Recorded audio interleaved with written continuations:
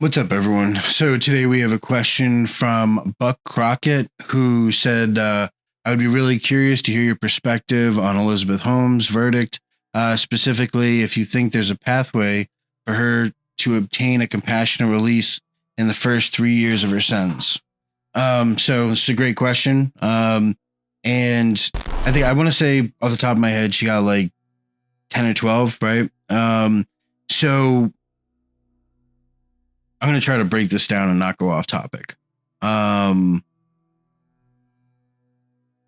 the top of my head, I want to say she got 12. I know it was like a fraud case. I don't know much about the case, so it's all speculation. I might be someone in the comments, oh, she didn't, she got, X amount, you messed it up. I'm not saying I know it. Everyone has the ability to file a compassionate release motion, right? Now, in the past, there was a case in Second Circuit. So basically, you have these things called Zullo Factors, and they come from a guy named Jeremy Zullo, who had the exact same judge I had, Chief Judge Crawford in the Second Circuit. Like Chief Judge Crawford, basically, he runs all of Second Circuit. And Second Circuit is Vermont, New York, and Connecticut. And like Jeremy had him for a judge, and Jeremy put in a compassionate release motion, and Crawford, said no, basically. And Jeremy, appealed it, and the appeals court didn't reverse Crawford's decision, but they more or less, kicked it back and said that he should reevaluate his position. So Chief Judge Crawford made these things called the Zullo Factors, okay? And it's like a standard set of kind of really soft guidelines that judges look at when evaluating a compassionate release motion. So they're kind of things like, how much time has the individual done? What are the crimes? All these kinds of, things that are taken into account when a judge looks at the eligibility. So these aren't solidified rules. Like no judge has to follow these rules. They're just kind of general guidelines. So like one of the things that Chief Judge Crawford had said was like, if you get, I don't know, let's say you get 2 years, right? And as soon as you go into prison, like the first thing you do is file a compassionate release motion. He said like it's an insult to the judge because like they gave you the certain amount of time for a reason.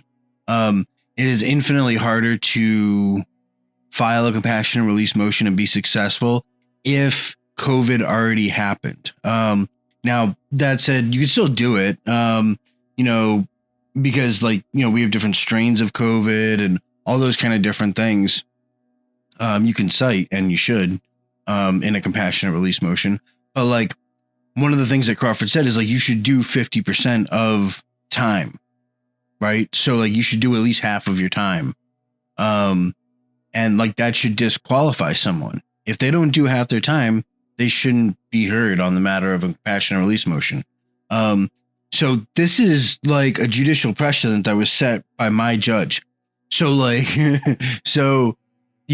got 5 years and I put my motion in probably 13 months into it, so I should do like 4 or 4.5 years or something like that on a 5-year bid. I'm doing 85% of my time. So, I put in way early, and the first one I put in, he rejected, but when he rejected it, he said he rejected it because I didn't include any medical information. I was saying like I'm at risk for COVID, but I didn't include any medical information. So he kind of had to reject it, but he told me how to fix it. So when I filed again, I made sure that I included that, and I included a whole bunch of other stuff. It was like all in all, my second compassionate release motion was 200 pages. So it was a lot, but, I had only done like something like 32 or 38% of my sentence. And he still granted my compassionate release motion. And that's because I could show, the disproportionate, how the sentence was disproportionate to the crime. According, to my pre-sentence report, I had no victim. It was a drug crime. So it was an economic crime. I didn't steal from anyone, And, I had a family. I did it to provide for my family. So like those were kind of the reasons for it. And like you have things called 3553A factors. And those are like, who you are and why the judge gave you your sentence. And like my judge said that like he was granting it, even though I hadn't done enough time by his own standards, that he was granting it because of who I was and specifically like my 3553A factors. And that's why he granted it after 18 months incarceration, when I had been sentenced to 60 months, and like all this is freely available. Like you can hop on Pacer and read this, for yourself. And I encourage people to do so. Like I don't want people to just trust me, like go read it for yourself. So, so like with her, she's young, she's in good health. For me, I cited like I smoked cigarettes for 20 some years. I cited like, that I was obese. I cited that I had high blood pressure, which was mainly from like eating ramen noodle soups, like, a ton, and, eating a tablespoon of sugar, when I knew salt, when I knew the nurse was coming, holding, I gotta go to the bathroom. I hold it, so I gotta pee, which the pressure, raises your blood pressure. Tensing up certain parts of your body when they're taking your blood pressure also increases it. So like, there are ways you can make your blood pressure higher. And you're trying to get out of prison. What are you going to do, to get your freedom, so that would be my question to her. Like, what are you willing to do? I don't encourage any of this stuff. And I have a book that I wrote on compassionate release. And in that book, I say the same thing. I don't encourage any of this. But there are people that do it, because prison sucks. Like there's no such thing as country clubs, they're like, oh, the feds, it's a country club. No, it's not. It's nothing like that. That shit died 10 years ago. You know what I mean? It is nothing like that. The no perks for prisoner legislation removed, all that crap, federal prison sucks now.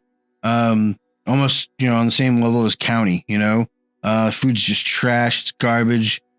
It's just so, yeah. So, but with her, like,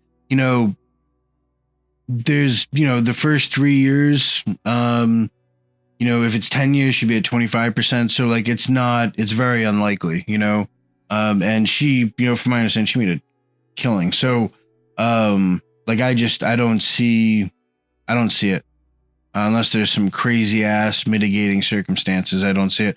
And a lot of judges, like, white collar criminals, man, I'll be like, oh, it's white collar. Like a lot of white collar criminals, man, they have it bad. Like some of those people wait, 5 years to actually get convicted. And like, it doesn't sound like much, but it's a lot. Waiting to go to federal prison and not knowing, how long you're going to get is one of the most stressful parts of the entire process. Like, that's the part I hated the most, was not knowing how much time am I actually looking at. So like with her, I don't see that. I do see her going to, if it's 11 years or under, she'll have the ability to go to a minimum security prison, which should, be great for her. Otherwise she'll be going to a low.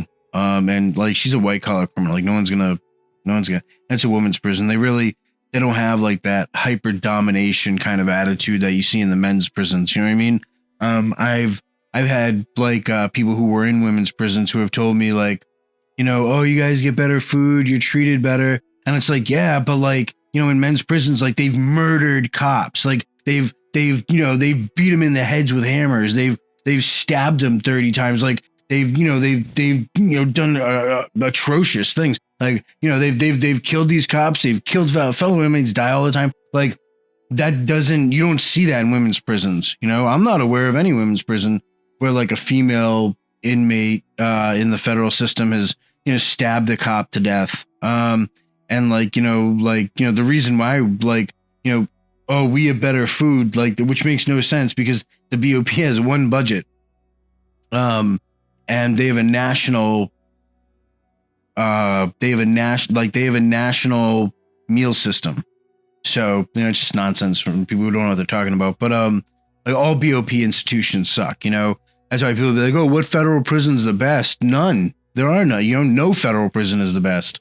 They all suck, they're all run by, these whack job morons who couldn't get a job anywhere else. So they literally took a job doing time. And, people are like, oh, well, someone's got to do it. And they make it say, oh, great. All right, good. Make that argument all day. But at the end of the day, like I say, go get a real job. And like, I know there's going to be people who totally disagree with that. And that's cool. I have no compassion whatsoever for any type of, correctional officers. I think I just don't like them. I think they're people who just like failed the civil service exam. They weren't smart enough to be cops, so they're literally doing time. And most of them resent themselves for that, and it reflects in how they do their job. So, but if you guys like this content, make sure you hit the like button, and I will see you in the next video.